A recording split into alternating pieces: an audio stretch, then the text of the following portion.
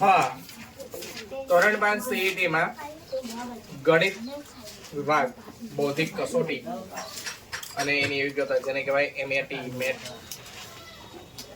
મેથમાં આપણે નિયમ નંબર 7 કાલે ભણેલા કે વિભાજ્ય સંખ્યાનો ઉમેરો કેવી રીતે થાય અને વિભાજ્ય સંખ્યાની શ્રેણી કેવી રીતે મેળવવી. આજે આપણે શીખવાનું છે નિયમ નંબર 8 અવિભાજ્ય સંખ્યાનો ઉમેરો.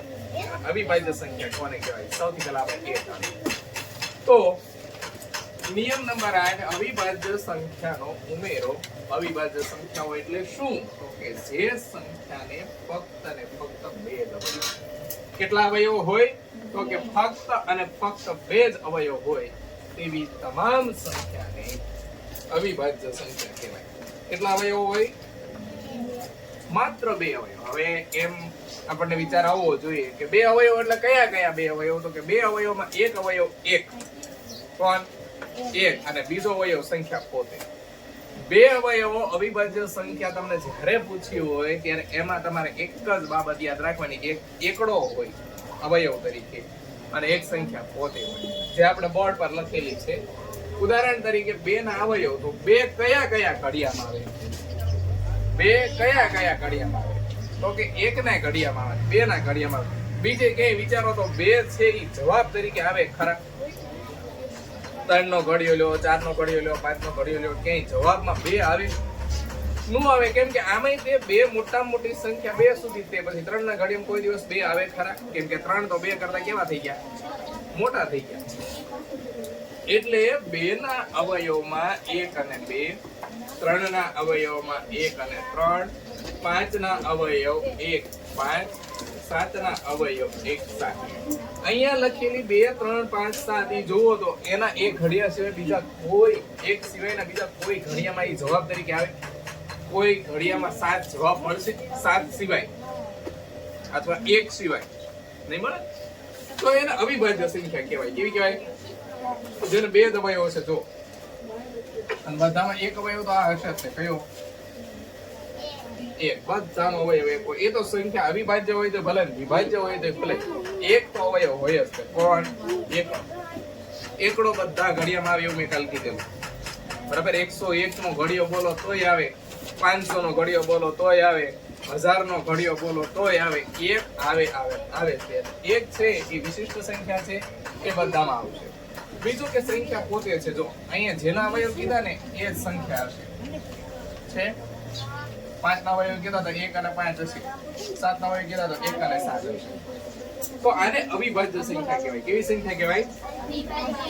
અને અવિભાજ્ય સંખ્યાનું વિગતવાર આપણે કાલ આખું કોષ્ટક બનાવશું કે 1 થી 100 સુધીમાં અવિભાજ્ય સંખ્યા કેટલી છે. મોટા ભાગે આપણે 1 થી 100 સુધીની સંખ્યા આપણે ભણવાની છે ને 1 થી 100 સુધીમાંથી મોટા ભાગના પ્રશ્નો આવશે. પછી તમારા ભાઈ હોય તો 12 નો પ્રશ્ન પૂછાય. પણ 1 થી 100 સુધીની કઈ સંખ્યાઓ છે કે જે અવિભાજ્ય છે, જેને ભાગી નો છે? અવિભાજ્ય એટલે કેવી સંખ્યા? અવિભાજ્ય, જેનો ભાગ ન પડે એવી. તમે આ બે નો ભાગ પાડો, પડે? ગુણાકારની રીતે, સરવાળાની રીતે પડે. બે ના બે ભાગ પડે. કયા કયા? 1 + 1 કેટલા થાય? 2. પણ બે નો એવો કોઈ ભાગ પડે જેમ કે 6 ના બે ભાગ આપણે પાડીએ 2 × 3 એટલે 6 થાય. એવા બે અલગ અલગ અવયવ આના નો મળે. મળે? એક અવયવ મળે બે નો. કયો? 2 × 1, 2 અને 2. પણ જવાબમાં કોણ મળે? 2. 1 અને 2. અને આના તમે અવયવ લો એટલે પાછા આના બે અવયવ મળે. સમજાય છે? એટલે તમે 6 ના અવયવ લ્યો તો 1, 2, 3 અને 6 કુલ કરી 4 અવયવ મળે. કેટલા મળ્યા? જ્યારે તમે 2 ના અવયવ લ્યો કેટલા મળે? 2 જ મળે. 1 અને 2. તો જે સંખ્યાના માત્ર ને માત્ર 2 અવયવ મળે. કેટલા અવયવ મળે? માત્ર 2 જ. ફક્ત અને ફક્ત 2 જ અવયવ. એમાં પહેલો અવયવ સંખ્યા પોતે અને બીજો અવયવ 1 અથવા એક અવયવ તરીકે 1 અને બીજા અવયવ તરીકે સંખ્યા પોતે. માત્ર 2 જ અવયવ મળે એવી દરેકે દરેક સંખ્યાને અવિભાજ્ય સંખ્યા કહેવાય. કેવી સંખ્યા કહેવાય? અવિભાજ્ય. અને અવિભાજ્ય એટલે કે જેના બે ભાગ પાડી શકાય નહીં અથવા જેને વિભાજ્ય ન કરી શકાય એવી. અને એમ નો સમજાય તો આપણે ઘડિયાની રીતે જોવાનું. એક ના ઘડિયામાં અને જે સંખ્યા આપી છે સંખ્યા પોતાના ઘડિયા સિવાય બીજા કોઈ ઘડિયામાં ન આવતી હોય ને એ બધી સંખ્યા અવિભાજ્ય સંખ્યા કહેવાય. સમજાણું? આ અવિભાજ્ય સંખ્યામાં આપણે અહીંયા 4 લીધી. કઈ કઈ? 2, 3, 5, 7. હવે દરેકને ફક્ત કેટલા અવયવો છે? ફક્ત અને ફક્ત કેટલા અવયવો છે? ઓકે, 2 જ અવયવો છે. આવી 2 અવયવો હોય એ દરેક સંખ્યાને કેવી સંખ્યા કહેવાય? અવિભાજ્ય સંખ્યા કહેવાય. અને એ અવિભાજ્ય સંખ્યાનું આપણે ઉદાહરણ લઈએ. ઉદાહરણ નંબર 8, જેમાં સંખ્યા આપી છે 8, 10, 13, 18, 25. તો હવે પછી કોણ? હવે આપણે એ વિચારીએ કે 8 માં તમે કેટલા ઉમેરો ત્યારે તમને 10 મળશે. તો કે 2. વત્તા કેટલા મૂકવાના? 8 ને 2, 8 અને 2 10. હવે 10 માં કેટલા ઉમેરશો? 3. તો 10 માં 3 ઉમેરતા 13. 13 માં કેટલા ઉમેરશો? 18. તો કે 5 ઉમેરો એટલે 18 મળશે. પછી 18 માં કેટલા ઉમેરો ત્યારે તમને 25 મળશે. જો ખાસ 18 માં કઈ સંખ્યા ઉમેરો ત્યારે 25 મળશે? બોલો બેન. 7. હવે અહીંની સંખ્યા જુઓ, જવાબ મેળવો તો પેલા સંખ્યા જોઈ લો ને, ક્રમિક અવિભાજ્ય સંખ્યાનો ઉમેરો. આમાં 2, 3, 5, 7 જે અહીં અવયવ આપ્યા હતા એટલે આપણને ખબર છે. હવે 25 માં કઈ અવિભાજ્ય સંખ્યા ઉમેરવાની? તો કે એના પછીની અવિભાજ્ય સંખ્યા, 7 પછીની અવિભાજ્ય સંખ્યા કઈ આવે?